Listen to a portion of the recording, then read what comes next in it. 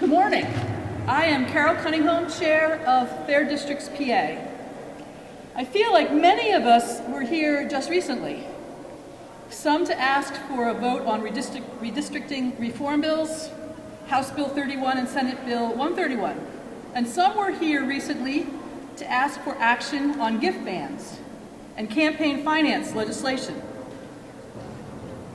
But today we're here with our democracy allies to celebrate Groundhog Day and to commemorate the 250th anniversary of the Declaration of Independence and the first Pennsylvania Constitution. So, to start, happy Groundhog Day. Happy Groundhog Day. Back in 2022, some esteemed Pennsylvania legislators introduced a bill to designate the noble groundhog as the official state rodent of Pennsylvania. That legislation, proposed by 7 highly respected senators, would have allowed the groundhog to take its rightful place alongside our state animal, the white-tailed deer, our state bird, the ruffed grouse, our state fish, the brook trout, the state insect, the firefly, the state dog, the Great Dane, our state amphibian, the eastern hellbender, and the state fossil, the trilobite.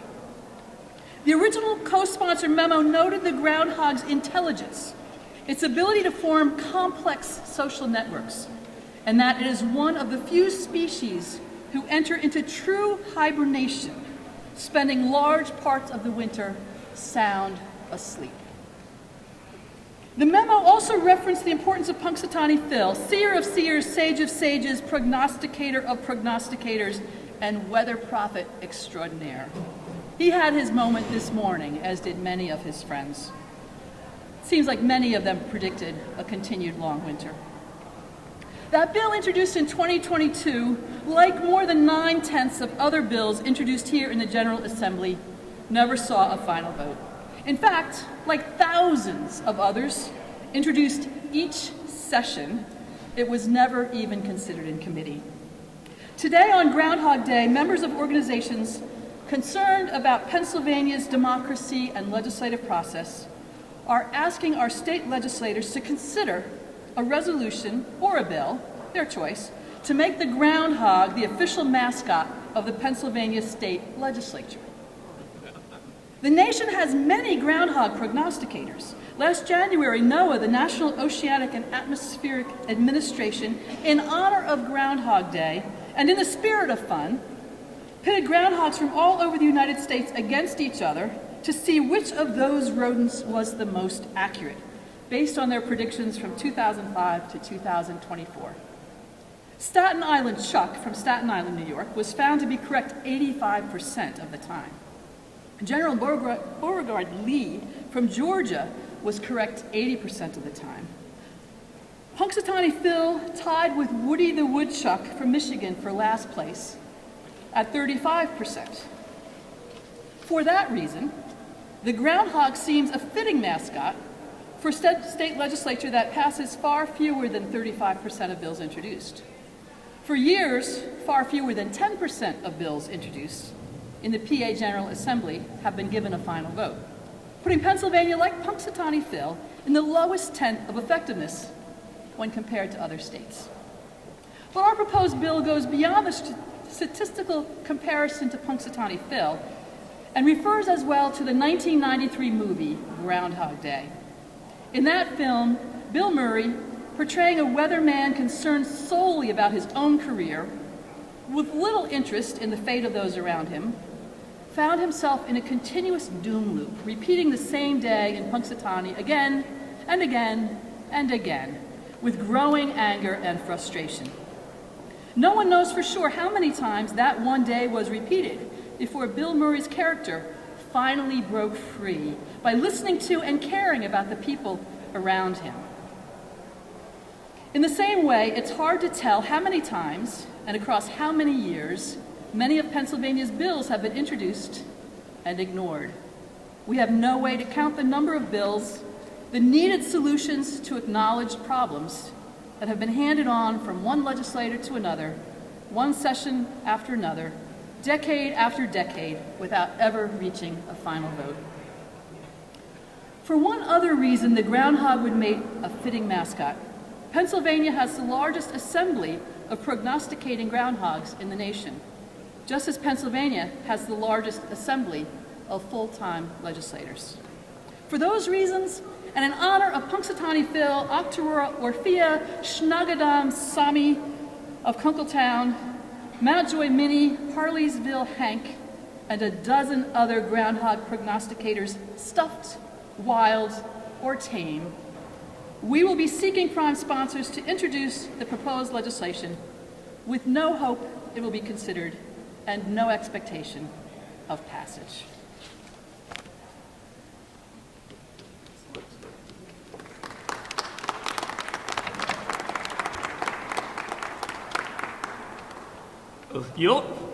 Hello. My name is Lebanon Larry, a groundhog from Lebanon. If you lawmakers do see the shadow of how current mapping rules could dig you into a hole in 2031, you should pass the IRC amendment right away. The earlier the better. But if you don't see the shadow, these volunteers will show you today. And then you should pass the amendment within 6 weeks.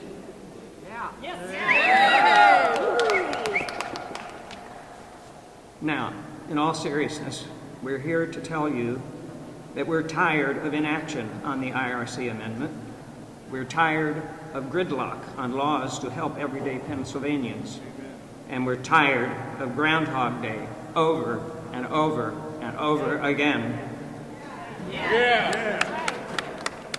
The League of Women Voters has been working on redistricting reform for 30 years, and our groups have been working on it for 10 years. Enough is enough.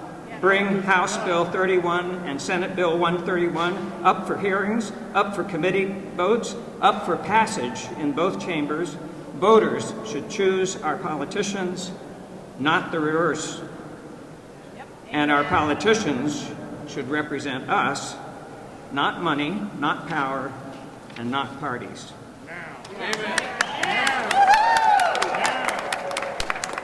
Escúchame, hablando en serio, estamos aquí hoy para decirles que estamos cansados de la inacción sobre la enmienda de la Comisión Independiente. Estamos cansados del gridlock sobre leyes para el pueblo de Pensilvania y estamos cansados de siempre vivir el día de la marmota año por año por año. Es necesario. La Liga de Mujeres Votantes lleva 30 años trabajando por la reforma de la redistribución de los distritos y nuestro movimiento lleva 10 años en esta lucha. Ya basta. Óiganos, que se sometan a audiencia el proyecto de ley 31 de la Cámara y el proyecto de ley 131 del Senado, que se den votaciones en comité y que se aprueben en ambas cámaras. Los votantes deben elegir a nuestros políticos, no al revés, y nuestros políticos deben representarnos a nosotros, no al dinero, ni al poder, ni a los partidos. Óiganos.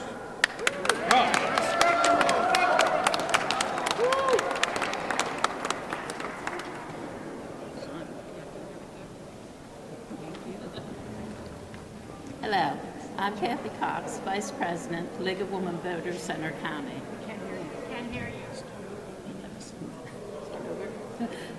Hello, I'm Kathy Cox, Vice President, League of Women Voters, Center County. The League of Women Voters is one of America's oldest and most trusted civic nonprofit organizations. We are a member-based organization with membership open to anyone 16 years or older. The League was officially founded in Chicago in early 1920 by members of what would become the National American Woman Suffrage Association to help push for the ratification of the 19th Amendment. 6 months later, when the required number of states had voted to ratify the amendment, the new League acted quickly to begin registering women to vote. Throughout its history, the League at the national, the state, and the local levels have been political, but partisan, nonpartisan, acting to inform voters and protect rights. In the 1950s, the League worked to protect individual rights in the face of Senator Joseph McCarthy's abuse of congressional investigative powers. In the 1960s, the League responded to the growing civil rights crisis by working for equal opportunities in housing and education, registering voters in underserved communities, and advancing strongly for the Voting Rights Act, the VCR, or VRA, passed in 1965. The League adopts and acts on positions through a five-step process. 1, observe the problem. 2, study the problem and discuss all sides of the issue. 3, reach member consensus on what needs to be done, followed by the board officially adopting the position. 4, take action, which can include public information meetings, letters, phone calls, and meeting with those making decisions about an issue. 5 is litigate if all else fails and citizens' rights have been severely harmed. Nationally, here in Pennsylvania and at the local level, a responsive, accountable, representative government is at the top of the League's non-list of non-negotiable issues. Which brings us to today's issue. For 40 years, here in Pennsylvania, the League has been calling attention to Pennsylvania's unaccountable legislative redistricting process and advocating for the changes to ensure maps that reflect Pennsylvania voters' communities. That's 4 decades of studying maps, advocating for change, and litigating when necessary. State leagues across the country have fought hard for fair maps in both red and blue states. League of Women Voters Pennsylvania helped launch Fair Districts PA in 2016 and has served as a financial sponsor ever since. Together, League of Women Pennsylvania and Fair Districts PA have hosted almost 100 informational meetings about redistricting in all parts of Pennsylvania and work together to encourage active participation in the census and redistricting process of 2020 and 2021. This past August, in response to the escalating mid-decade redistricting, Cecilia Stewart, CEO of the League of Women Voters of the United States, issued the following statement. The League of Women Voters does not support a tit-for-tat approach to redistricting. State legislators redrawing their maps mid-cycle reflects political gamemanship that erodes public trust in our democracy. Redistricting must be fair, transparent, and rooted in the voices of voters, not partisan retaliation. Manipulating maps for political gains is a disservice to the people.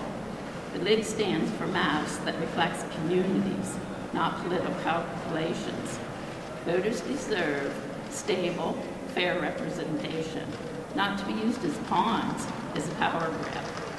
When politicians rewrite the rules mid-game to protect their control, democracy loses.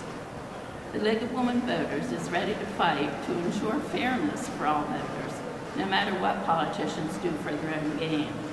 We stand ready to protect the voices of all voters, because that's what our democracy is built on.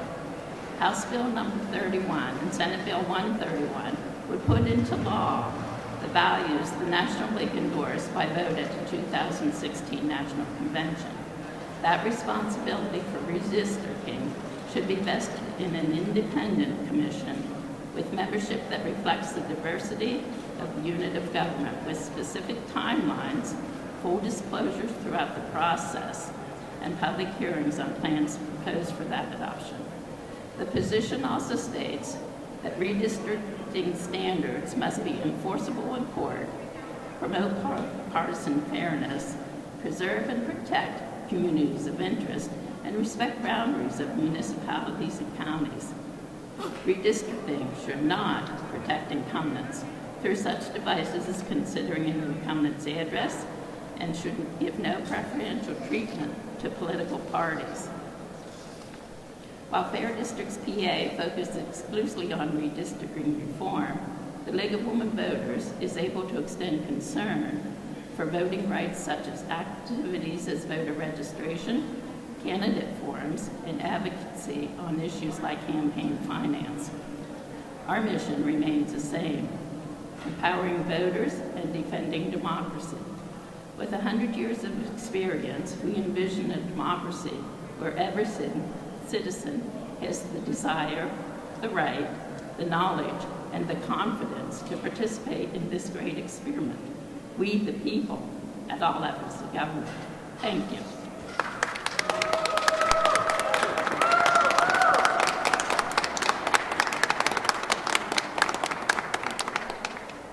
Hello, my name is Jodi Reese. I have been a Fair Districts volunteer for nearly 10 years. In 2017, the redistricting reform bill that Fair Districts supported, HB 722, had 110 sponsors, more than a majority. It was a bipartisan group of co-sponsors. And it is a bipartisan bill that was supported by the people of Pennsylvania. Yet it was untouched for 19 months and died at the end of the session.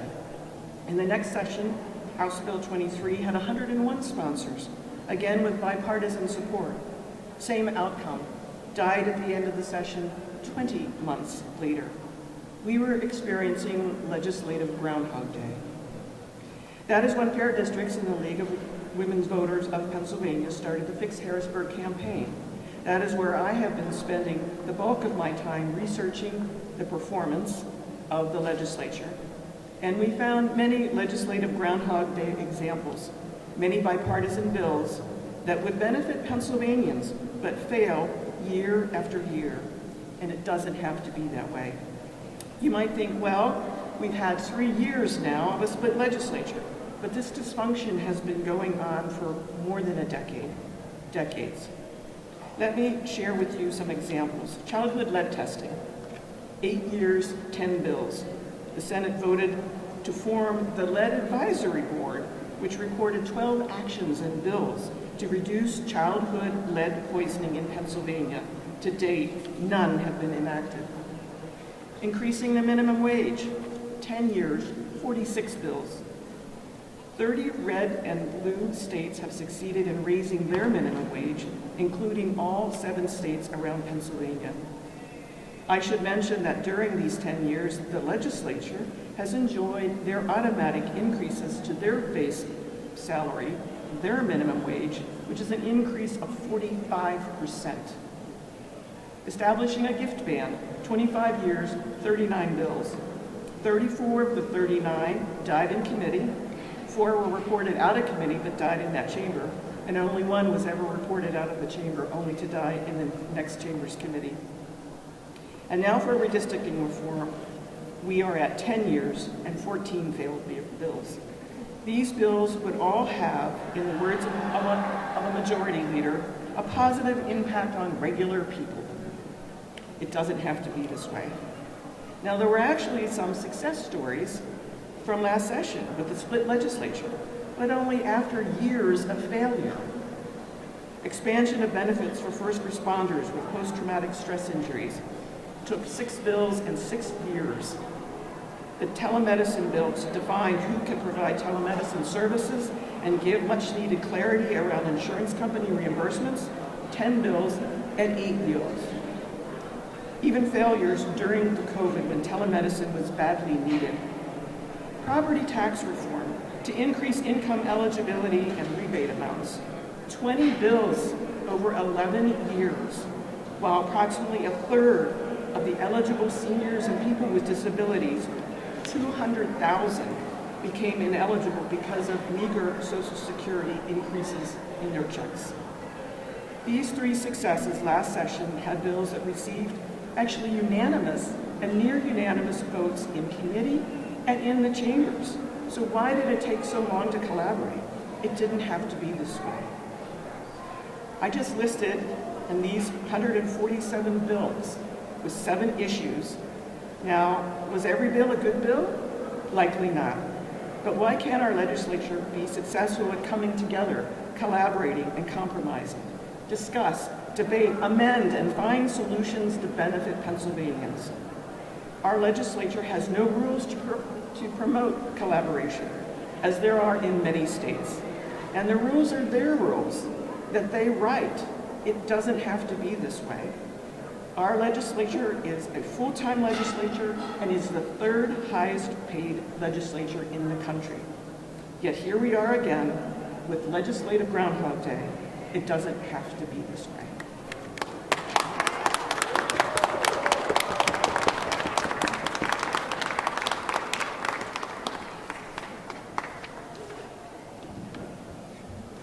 As I said earlier, I'm Carol Kuniholm, Chair of Fair Districts PA.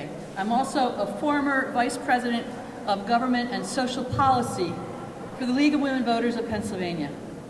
I did not start out to get involved in politics. I have never been paid to be in politics.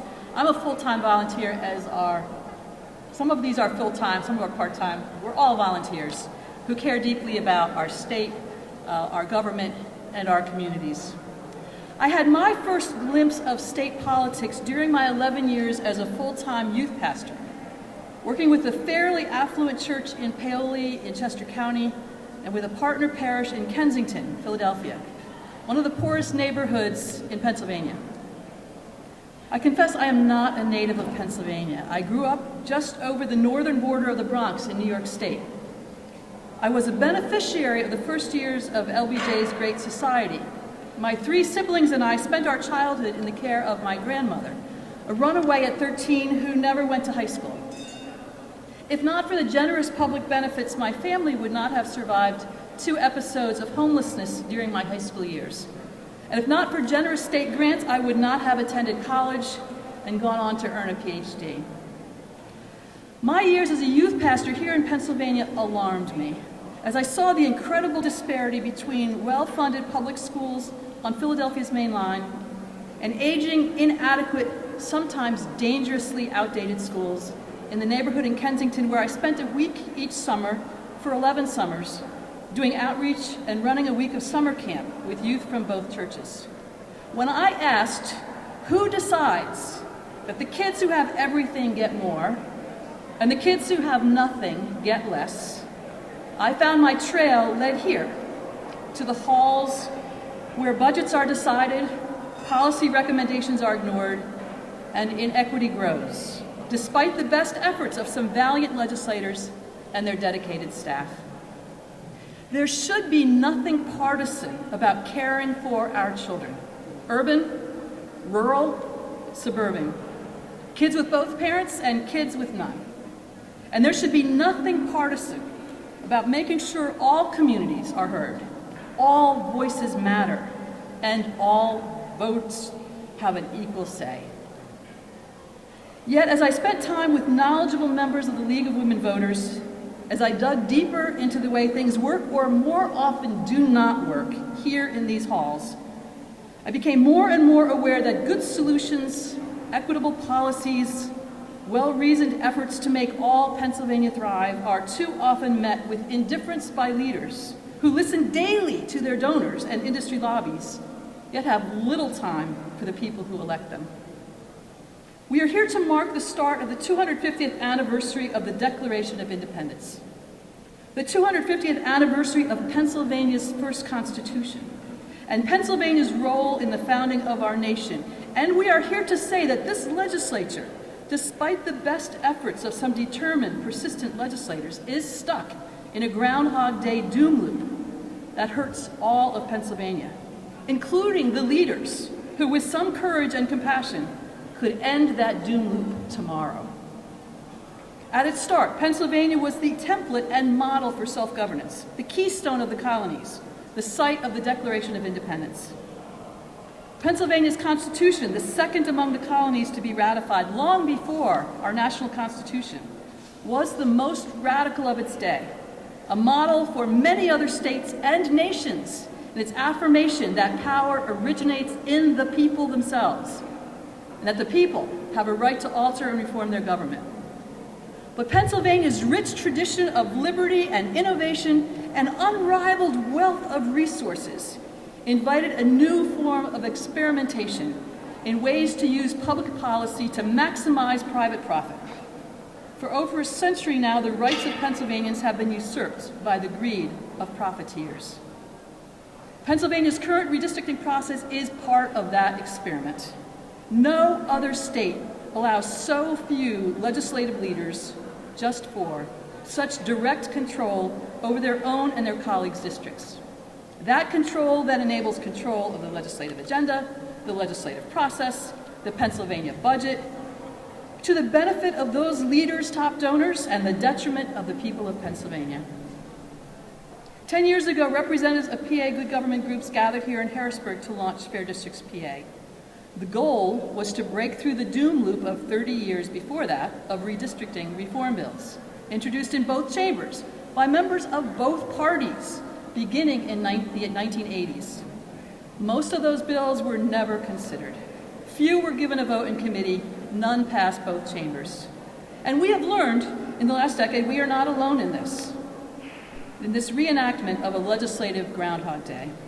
There is little alignment between what the people of Pennsylvania want and need and support and what happens here in the halls of Pennsylvania's government.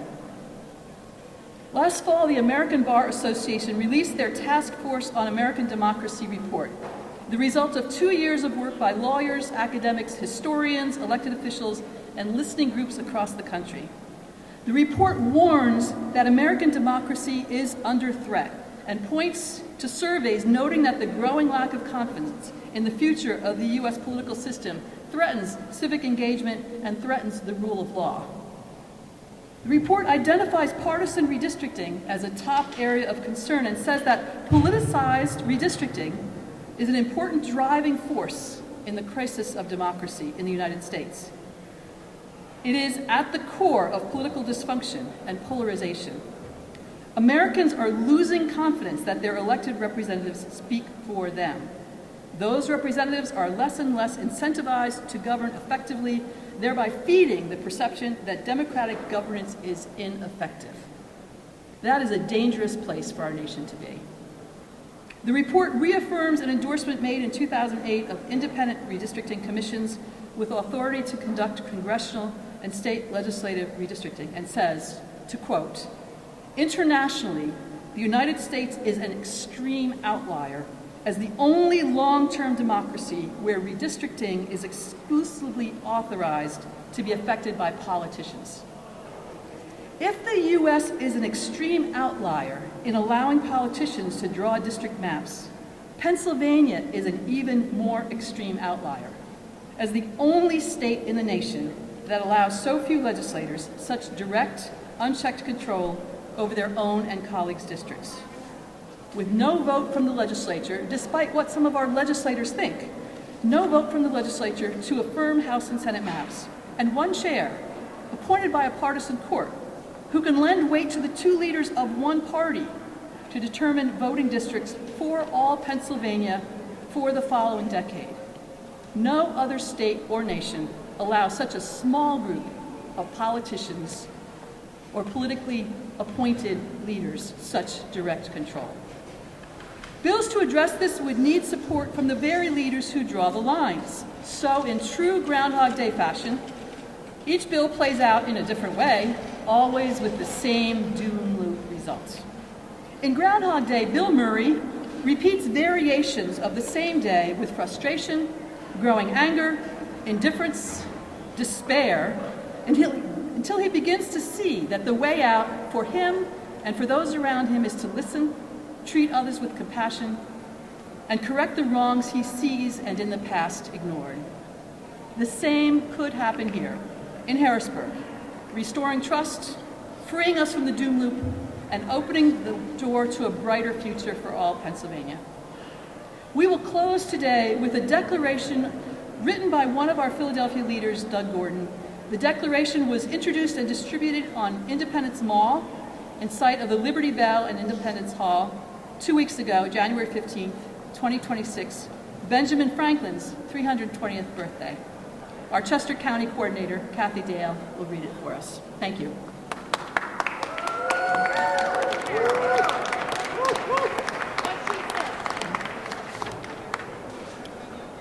A declaration by the people gathered in free assembly. We hold these truths to be self-evident, that the citizens of Pennsylvania are created equal and they are endowed with certain inalienable rights. And among these is the right to fair representation in the legislature. Nonetheless, the history of Pennsylvania redistricting is a history of repeated gerrymanders, destructive of fair representation. To wit, allowing legislators to draw their own districts is a conflict of interest, which leads frequently to gerrymandering. Legislators can and do draw whatever boundaries will maximize their influence, minimize their accountability, and keep their seats in office secure. With mapping technology and advanced data gathering, the major party leaders profile voters and choose which to include in a voting district, which to exclude for partisan or personal advantage. To accomplish such gerrymanders, party leaders gather behind the scenes with no oversight or standards for fairness. Moreover, they accept money from super PACs and outside interests which distort the political process. Gerrymandered districts offer voters less voice and less choice and yield polarization and legislative dysfunction rather than rational problem solving. Our Declaration of Independence, whose 250th anniversary is celebrated this year, affirms that governments derive their powers, their just powers, from the consent of the governed, and that it is the right of the people to alter their government when it fails to affect their safety and happiness. Similarly, the Constitution of Pennsylvania, whose 250th anniversary is also celebrated this year, was the first to put into law the radical assertion that all power is inherent in the people, and that the people have at times an inalienable and indefensible right to alter, reform, or abolish their government in such a manner as they may think proper. To this end, as individuals, as organizations, as constituents, and in partnership with supportive legislators, we, the people of Pennsylvania, have used all appropriate actions to promote our right to fair representation. Yet legislative leaders have been deaf to the combined voices asking for reform. While America celebrates its 250th anniversary, we cannot join in these festivities as long as the foundational right to alter and reform our government continues to be denied. Wherefore, to accomplish such reform, the people here assembled demand a constitutional amendment to establish an independent redistricting commission, which shall meet the following requirements. It shall be representative of the Commonwealth's diversity and free from legislative influence in both the selection of the commission members and the actions of the commission. It shall adopt a transparent, public redistricting process with open meetings, mandated opportunities for public input. It shall follow prioritized mapping standards using clearly defined criteria. These requirements are met by the bills currently in the House and Senate, House Bill 31 and Senate Bill 131. Hence, we call upon all legislators to support House Bill 31 and Senate Bill 131. These bills should be granted immediate hearings and votes in committee and should advance rapidly to votes in the House and Senate floor. Resolved by the citizens assembled at this birthplace of American liberty. Thank you.